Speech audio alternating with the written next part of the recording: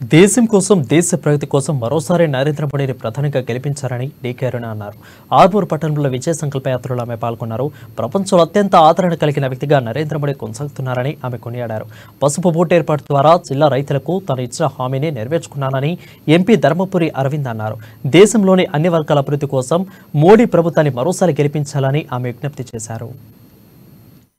Municipal flow leader అయినటువంటి నరసింహారెడ్డి శాసనసభ్యులు పెద్దలు సోనాల గుప్త గారికి పెద్దలు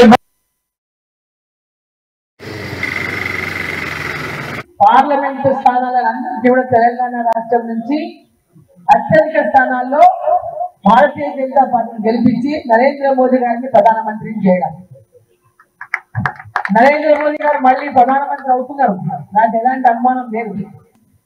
దేశమంతా నరేంద్ర మోదీ గారి నాయకత్వాన్ని కోరుకుంటుంది. ఎక్కడ పోయినా మోదీ గారే మళ్ళీ ప్రధాని అంటున్నారు.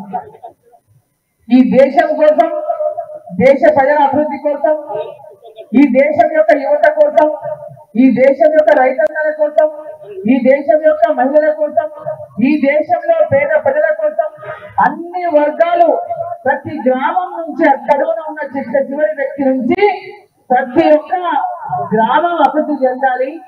గ్రామం అభివృద్ధి చెందినాలి. పార్లమెంటు స్థానాలన్నింటినీ కూడా తెలంగాణ రాష్ట్రం నుంచి